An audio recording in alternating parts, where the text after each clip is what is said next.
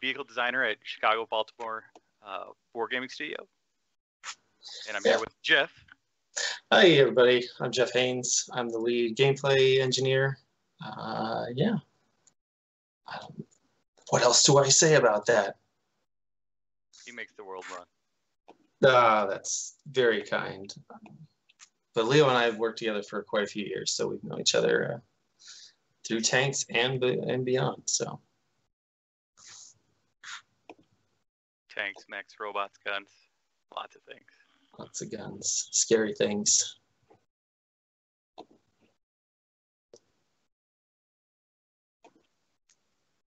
Well, you've seen Geoff too. So, yeah, we've seen you on videos and stuff. He pokes in every now and then.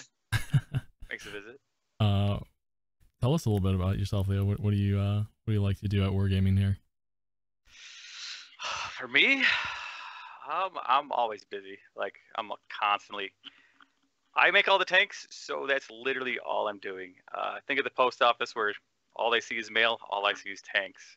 So while everyone's playing all the new stuff, I'm currently roughly into January right now, playing all the content and getting everything ready.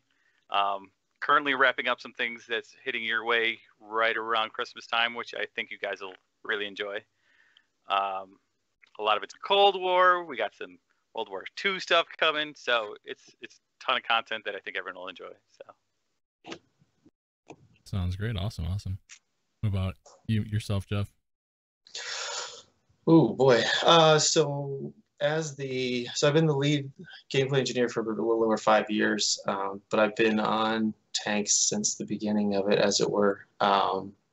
So my day-to-day is sort of managing a team of engineers that are working on various features and new additions to the game, coordinating with design, Leo and all the other designers, and the UI team, and just every, stuff that goes on in the live game that happens and we have to address, and all of that fun stuff. And so, but yeah, I just get to work with a lot of great people and, keep adding stuff to a great game. So yeah. I have a non-related / related question here, since I just noticed it. Is there a backstory behind your background there, Geoff? Oh yes, definitely. Let me see. There's the whole thing. That's what I figured. So my daughter drew this, or painted it rather, and I love it. And that's supposed to be my dog Max on the front of that tank there. So I love it. She's a great artist, and I'm very happy to have that as my background.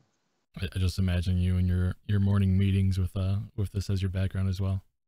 Oh, for sure. There was a while she likes to make me backgrounds, so I'll ask her. I'll commission her for various backgrounds and stuff. And so she's like, "All right, what do you want on the sides of you?" And so she'll. I had a Halloween one for a little while, but for this had to switch back to the tank. That's awesome. Good choice. Really quick before I forget, something I was going to say, for the duration of this stream, I've done this before,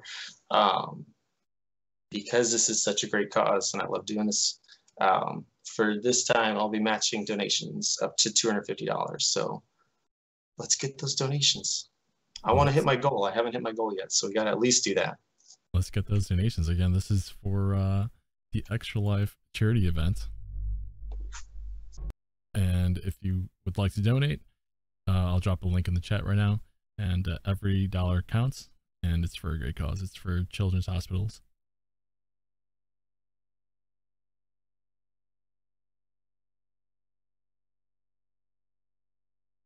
Let's see. Do we have any questions in chat? I'm seeing a lot of awesome paintings, beautiful paintings. Oh, that makes me feel good. I hope she may or may not be watching, so that if so, that makes me feel good. And then also she should go to bed soon. Yeah. It's almost that time, huh? It is.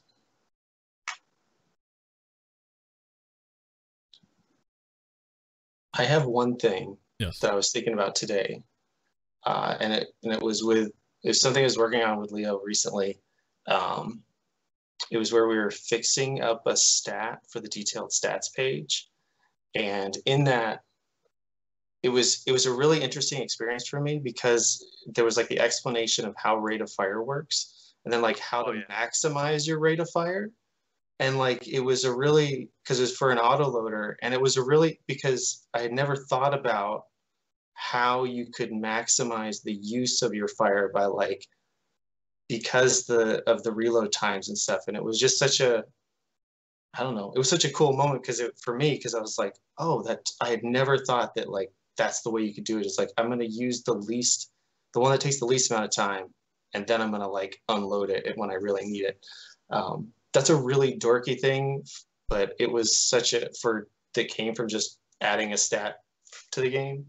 But also that's the kind of stuff that's really just a neat learning experience. It's also fun to explain. What?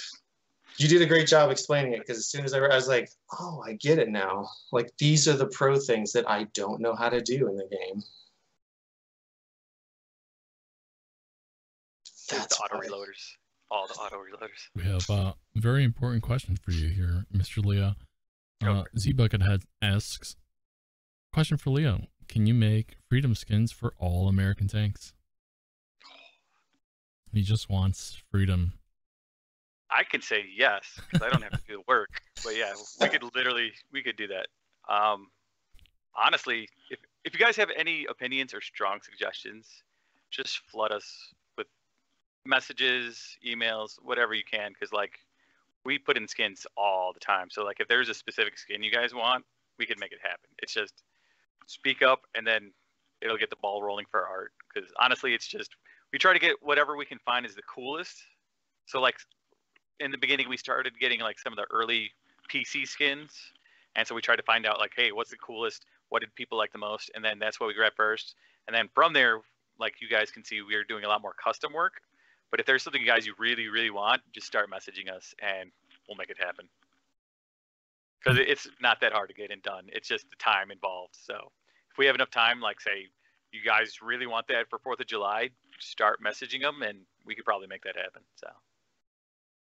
And yeah, just to clarify, you don't necessarily work on, this is for Leo, you don't work on creating the skins, right? It's more of like how tanks act in the battlefield and like all their stats and all that stuff, correct? So basically all I do is I pick the tanks that are going to go in the game, what we're going to build, how they're going to play, what they feel like, and then basically for like skin stuff, it's usually just like concepts artists or the art team like, hey, what would look really cool on this vehicle? And then part way through, they just ask me like, does this make sense for this vehicle? Like, would this stuff ever be on it? Or is this a bad idea? Or so they just come to me for like technical stuff, but mostly they just go crazy with it. And then they come up with a lot of cool stuff. So. What has been one of the most challenging tanks that you had to work with over there? We had really crunch your brain. That's a lot of it. So if anyone knows about our new Cold War tanks, we have a lot of modern tanks. So it's like, you know, the M1 line, the Abrams, we have the T-72s.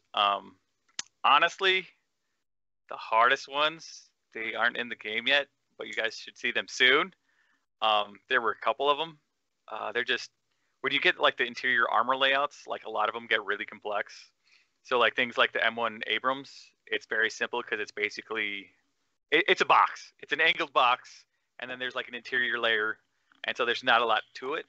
But then when you get to other nations, they kind of go crazy. So there's a lot of internal layouts that takes a while to figure out and get designed. So yeah, what we have coming is probably the hardest, but things like the T-72 were a little complicated, but it's just the armor layouts are probably the hardest thing to do, because it's just, you have to look at, you know, the actual photos of the vehicles to try to get an idea of how they were designed. Like you can look at the little weld marks or see where like metal's a little thicker, or you can kind of get an idea how they're built. And it's just, it takes a lot of time and research, and then actually trying to explain that to an artist of like, hey, I need interior panels at this angle and they have to go a certain way. So yeah, the armor is definitely the most complicated on crazy tanks.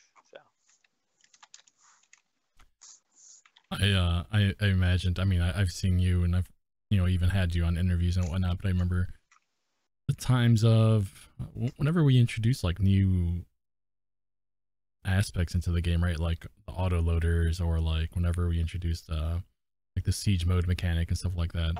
I remember like the Italian tanks, just seeing you just working hard. I thought you were gonna go along one of those lines. No, those are so easy. Those are easy. Oh man, those are so easy. That's like a day, 2 days of figuring out. Like this is just easy for you. Easy.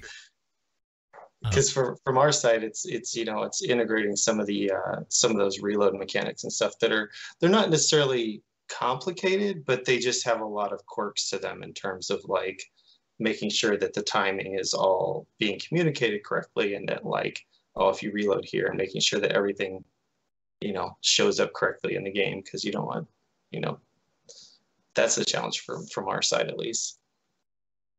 Well, I thought it was fun when we made the CS63, because a lot of our mechanics run off siege mode. So like the Swedish tanks, how their suspension moves, it's basically a tag, and that all it tells us our engine is just like, okay, look at a different XML for stat changes.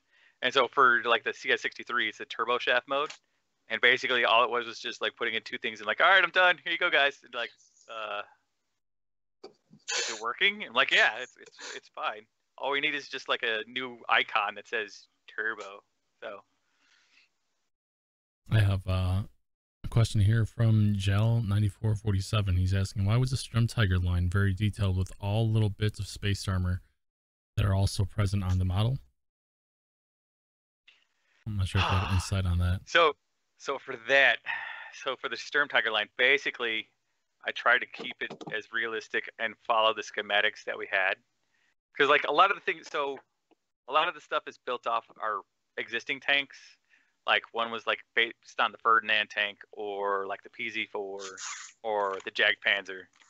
And we have the simple layouts like from the original artists who did it. But like if you go through the details and everything else, like you can see how certain armor was arrayed or laid out. And so we just try to do it a little more detailed and get all the details right, and try to go from there. And if we had the information, we just tried to put it in there, is what we did. And so they didn't always do that on like the original tanks, but we're trying to do that for like all our Cold War. And so we just kind of cut that track going. So I'm not sure if you're in contact with the people that do this stuff, but the Pixel Pusher asks us, how do they take measurements of IRL armor for thickness? So on those, sometimes they have access to the actual vehicles, but if it's more things like Sturm Tigers where there's like only the original Sturm Tiger, that they can get the data on, but some of the other stuff, like we have historians all over the world, and basically their job is to search and scour like libraries and like military bases for their historical records, and just find whatever they can.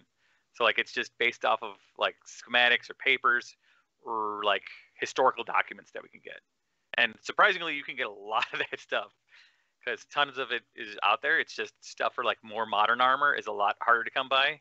And then things are just like so rare that it's almost impossible to find. So then we just have to kind of go with our best guess and go from there, or like figure out some other similar tank that's similar to that, so that we can have a kind of an idea of how it would be. So we just try to use other references that we think might make sense in that situation. And once you have all these numbers of like armor thickness and angles, how do you go about into integrating that into our game? Well, if we have an original model, so like something like that's already been built, then we just start from there and then add on top of that. It's just more complicated when we have to start from scratch. So basically when that happens, the artists will start out with an initial model. So we get these models straight from the artists, which are the modelers, to be specific. They make all the design of the tank based off the exact schematics or all the information they have. They have historians review it, and then they send it to us. Sometimes it's not always right, so we find some things that might be wrong, like, oh, this armor angle looks off or something else. But they basically import that, and then our artist team, our tank modelers, they basically make collisions based off the exact shape of the model. And then from there, we start building out like what armor panels would be. We look at the pictures and like reference material to see like, hey, this is where this armor panel would be and how thick it is, and we just try to lay it out from there and basically draw on all the pieces of the tank, and then start making other pieces that aren't always in the model, and we just try to build it up with as much information that we have, and then go from there. But it's very time consuming because it's a lot of back and forth of like, no, I meant this angle, or this panel's a little off, or because a lot of times they'll make like the collision model, but then until I put it in the tank header, like I can see like, hey, this edge of this panel is slightly off, like the armor's a lot lighter or lower in this case, where it'd be like a weak spot, and so I'd tell them, you know, straighten the panel out or adjust this and things like that. So very time consuming. Interesting. I lost the message here, but I saw something directed to Geoff asking about some type of garage optimizations, or any of those on your plate at all.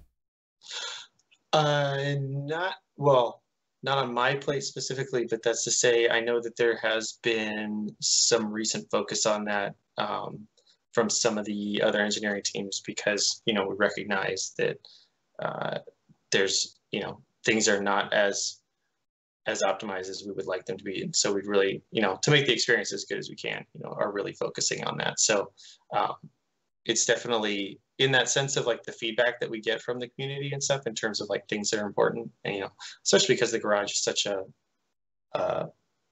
you know, obviously a big part of the game in terms of, you know, where you are managing your stuff. And so making that experience as good as we can is important. Plus there's also some cool improvements coming your way that you might like. So I don't know anything about that. There's a lot of good stuff. You guys will be happy. We have a question from Brogue One asking, can we ever get an addition to customization to allow us to choose a base coat color before we choose a camo scheme? So I will just start this because I know Geoff has a ticket on it. Me and Archie, we a long time ago, we made a couple tickets, and we have another one going. Basically, the customizations, as you're describing it, is straight from PC.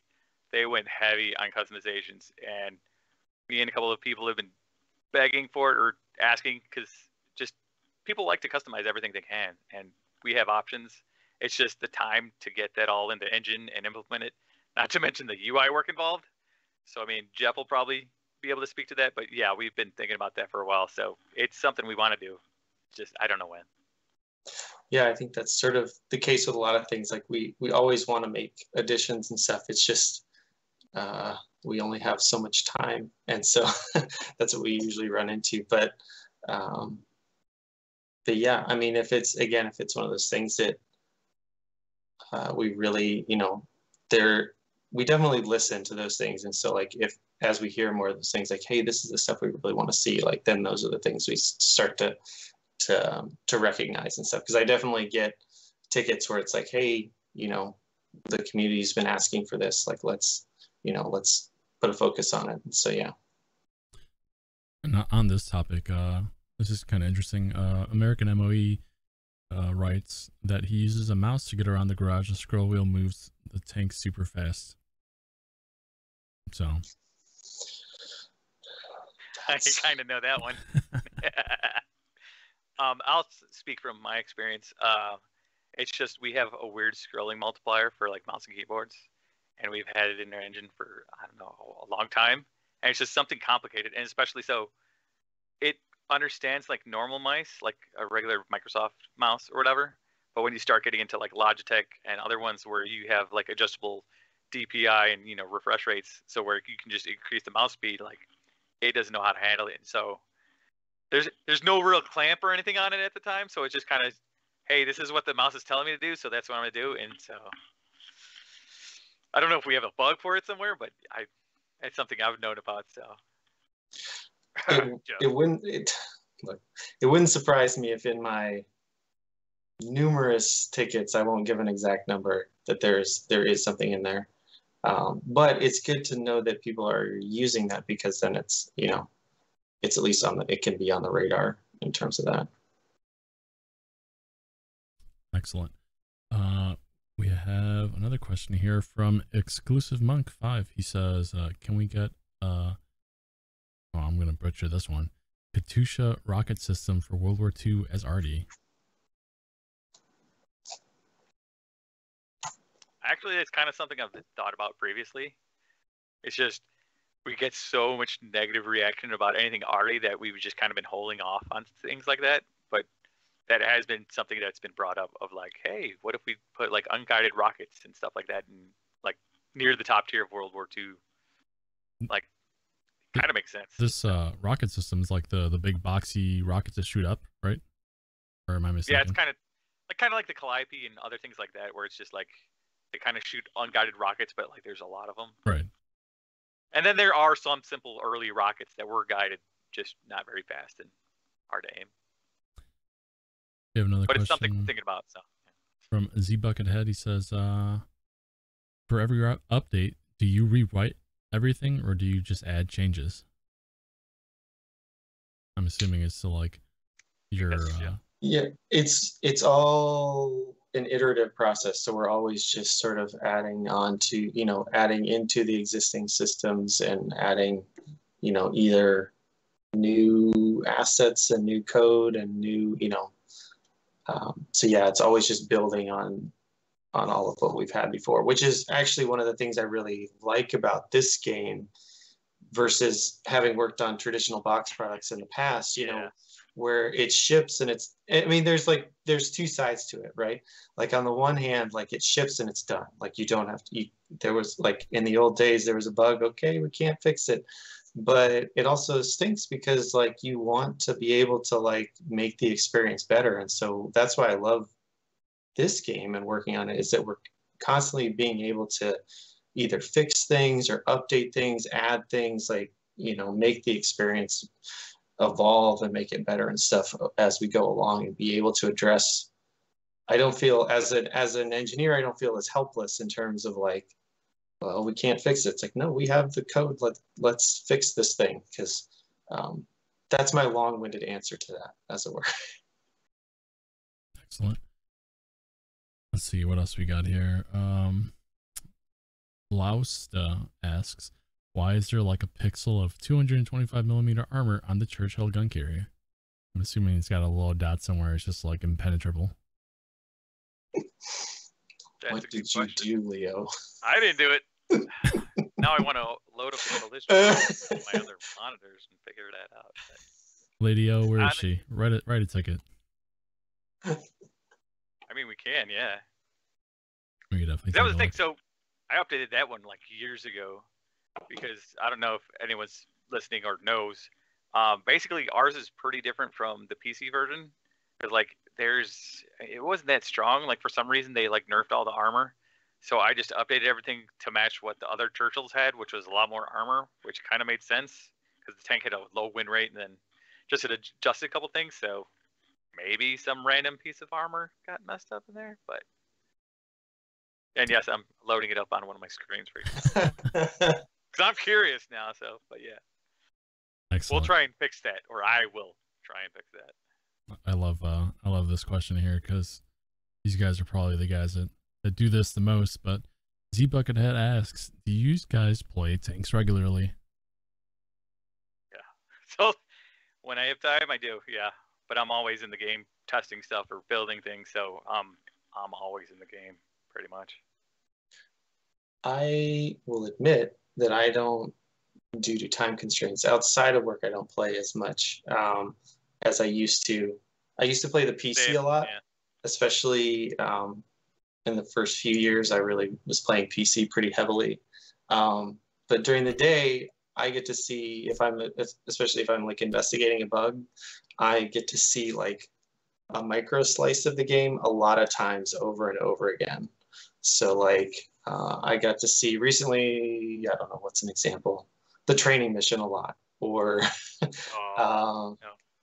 the Dead City a lot, because, you know, trying to look into those things. So, but then we do have regular play tests within the company. And so those are a good opportunity to set aside that time to play and like really sort of a lot of times refresh or get, you know, especially when we were working on Cold War initially, like seeing how that was turning out and really getting a feel for it and providing feedback and stuff, because that feedback is so helpful in terms of like, I don't know, even if you have people that don't play as often, like getting a sense of like how things are for the more casual player as well. We have Wait, I'm gonna answer a previous question. Yeah. Yeah, that 225, that makes no sense. I'm gonna fix that right now. Oh, well, there you go. You have it here live. Dang. So apparently the armor array's referencing a whole bunch of stuff that doesn't even exist, and this is what we got from PC, but it's a triangle. It's a non-existent triangle that says it's 225, so that's going bye-bye. So your question is, it will no longer be there in about 2 minutes. Perfect. Dang. That's amazing. We have I believe this was when we were talking about that rocket system. B. Haster asks, what about a colored smoke shell marking an area for mortar fire? Has anything like that ever come across your mind? Honestly, we've talked about like different ways to use smoke previously, but no, that's a good option. That would not be a bad idea. Because we may have thought of something like that in a different way, but I can't say anything more about that. But you guys will find out in due time. Wink, wink. Executive Monk 5 asks or says that the Comet Banshee has almost like a strobe lights going off in the garage. Is this a visual effect or some type of error? It could be an error. I don't know. Honestly, for those things like that, like we don't use them that often, and they're always changing like the art and stuff on that. So like we don't notice it as much because we see some crazy things in our like Halloween playtests and stuff like that. So it might be a bug.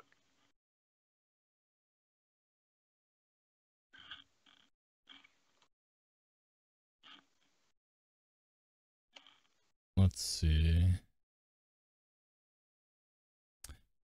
Have you ever thought about a mode that doubles the speed of everything, like tank shells and turrets included? Honestly, no. But we need an additional engineering support for that because everything's read individually per tank file. So to do that globally on all tanks would require some shenanigans behind the screen. So that would be more for Geoff. Yeah, I think my concern with that would just be like from an engineering standpoint, like if things get to a certain point of speed where it would just be hard to like mitigate not having stuff go through things it shouldn't, or you know, like because I know one of the problems we had way back when I think with like the ELC AMX going through a build, like you were able to get through a building because like it was just too fast at the time, and like we had some sort of bug, I'm sure, but like things going faster would be an interesting challenge, that's for sure. I keep seeing comments about a VR mode. Has that ever been thought about? I know we talked about it at one point. I don't know how far that ever got because I know we have an Oculus and other things that work, but I don't. Geoff? I know. I would mind it though. My brain, from what as well as it works at this point, I know that some of our colleagues and the other studios have worked on things like that. Like I remember there was quite a bit of AR stuff that was done, like for like some of the tank events and stuff. Like you could see stats on tanks when you walked up to them at a convention and stuff. And then I think there was some investigation into like what a VR mode might be on the PC, but personally, we haven't explored that I know of. I mean, they don't tell me everything, so. Most things. Most.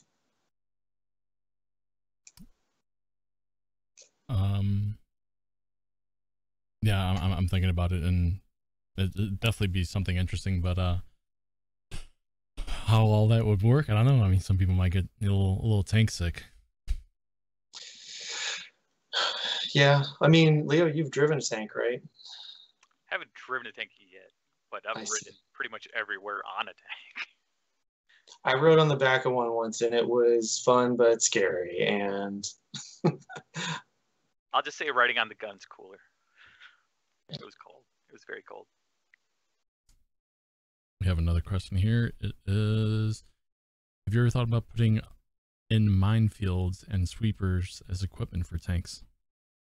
Actually, that is something we have discussed in the past.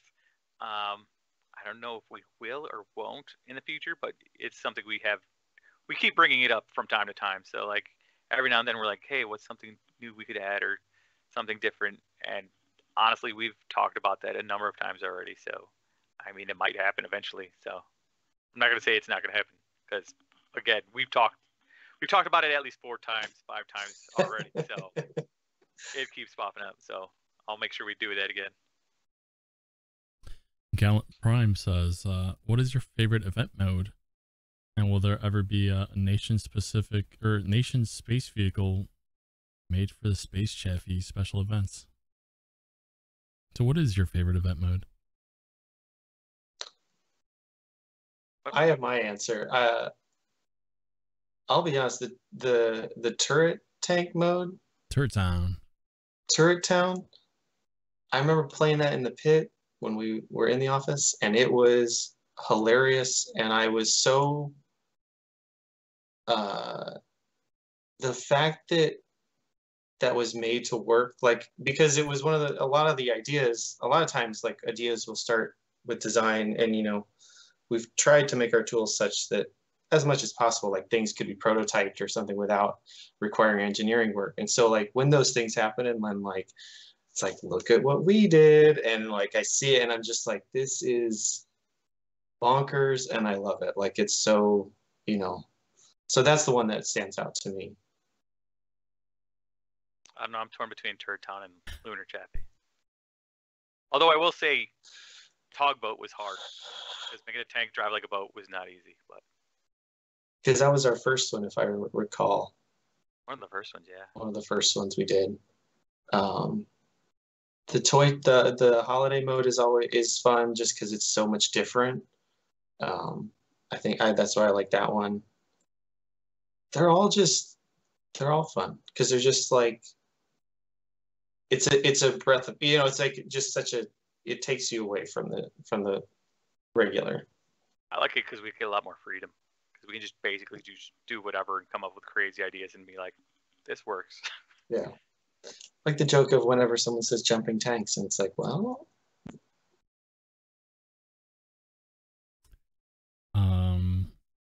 Where were we? Executive Monk, he asks, what is your favorite tank in game and why? Yeah, I can go first. I think I've maybe said this in the past, and it's the answer people won't like, I'm sure. I love the M37 because I like the playstyle of the Arty a lot for whatever reason. I don't know, for my brain, like, it works. Like, I enjoy it.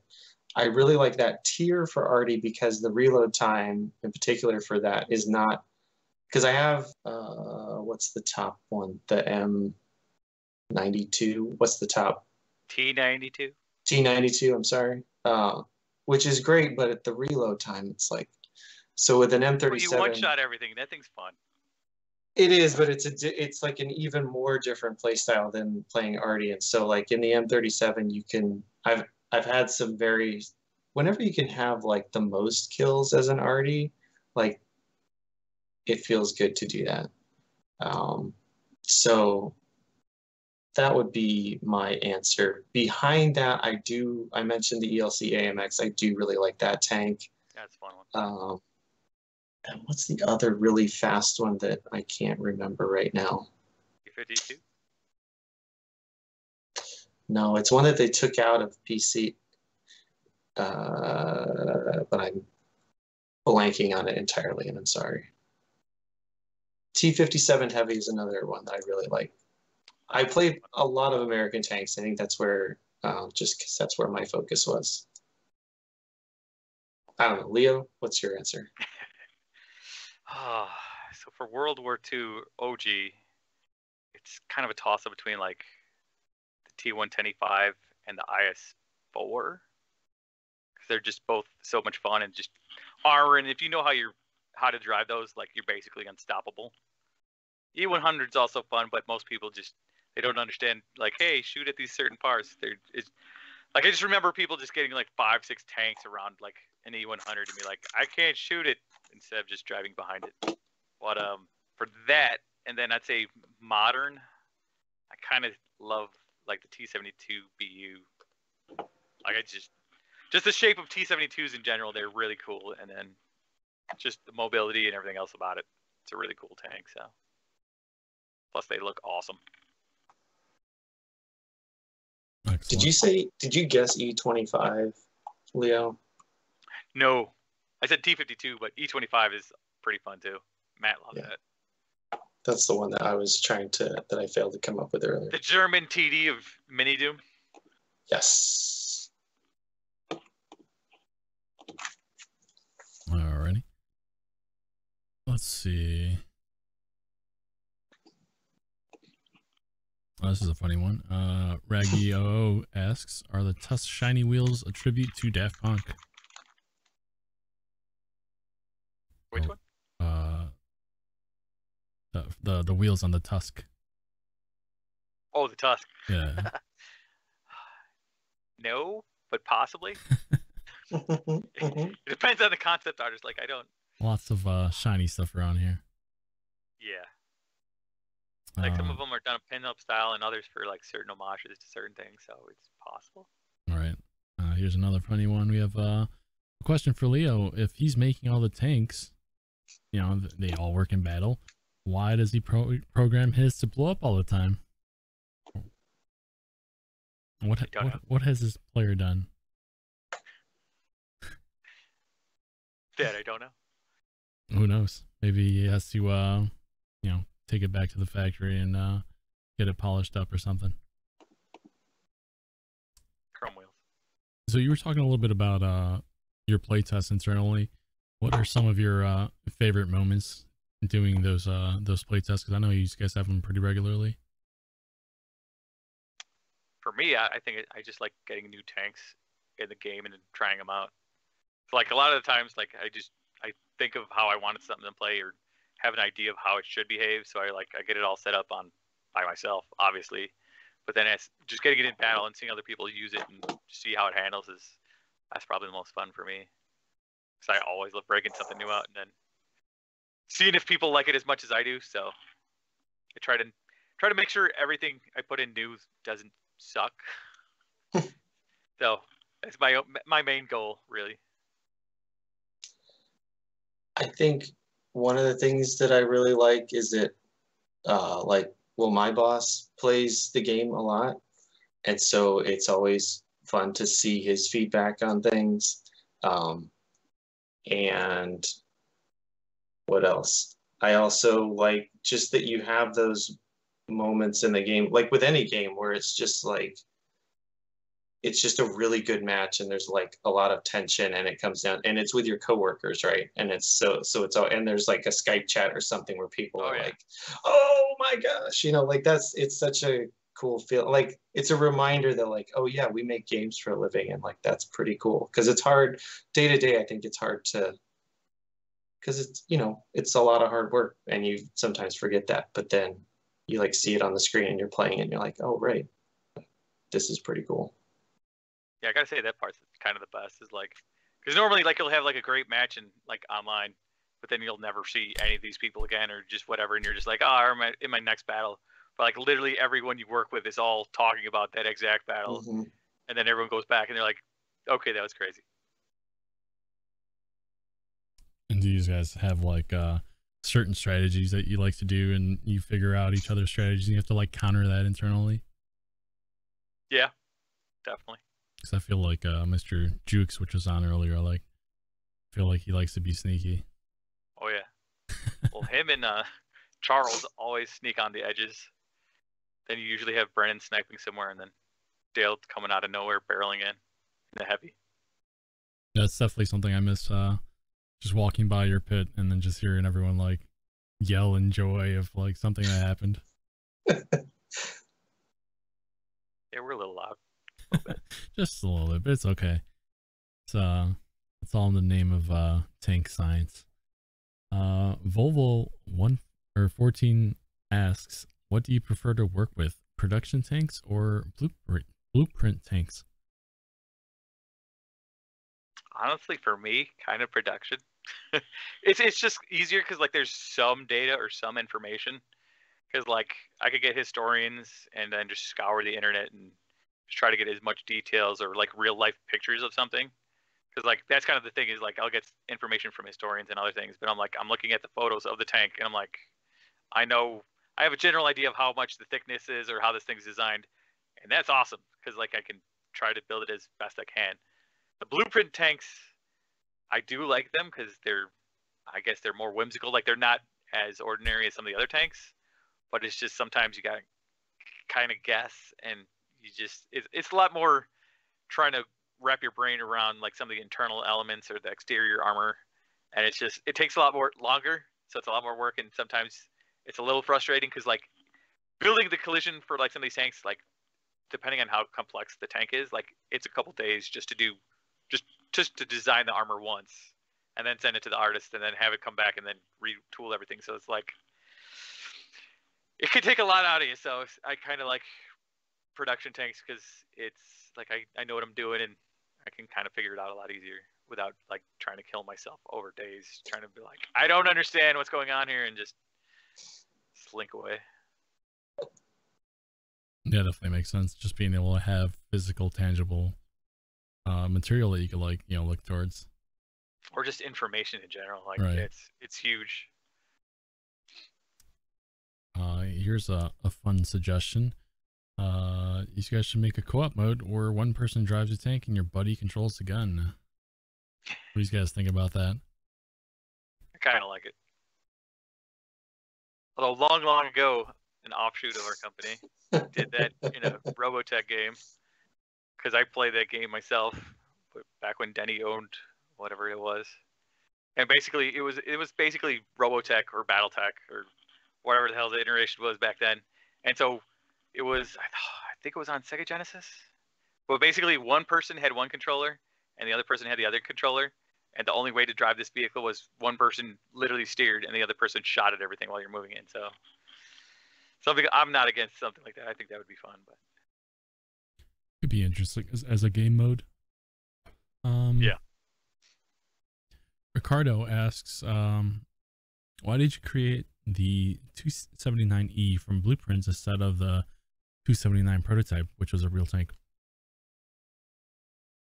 For me, I don't know. I didn't. That one I just got from production, so they were like, build this, and I'm like, okay. And then it's kind of the assets we already had, so that we just imported from PC. And so like a lot of these times, like if it's something that PC already made, we'll usually take that and then make it along with everything else we're working on, because it saves time. I'd love to do it from scratch.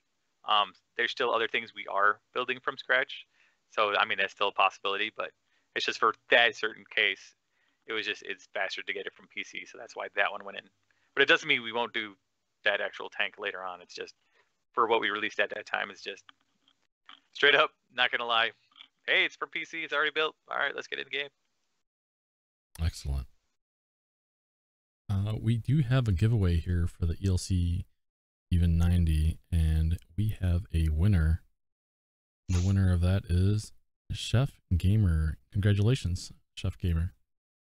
Yay! Yay!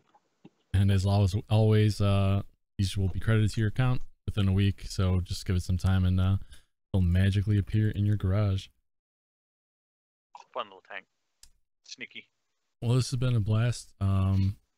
Is there any closing statements you guys would like to make about how awesome it is to work on tanks? I mean, can't lie, it is fun. To do a lot of cool things, create craziness, so it's awesome. Plus, we have a whole bunch of cool stuff coming your way pretty soon, so you guys will be excited. You're going to be getting more tanks to unlock, so be prepared. Yeah, I think to go along with that, I love working on a game that has a community that, loves it, and I love like giving back to that. Like to me, that's what makes working on this game so fun. So I love having passionate people that, you know, provide that feedback and like, yeah. Definitely. Thank you again for joining us on our Extra Life segment. We'll be back shortly here with Zach Toole, so stick around for that. Thanks, guys. Geoff, Leo, always a pleasure. We'll be talking to you later. Take care. Thank you. Bye, everyone.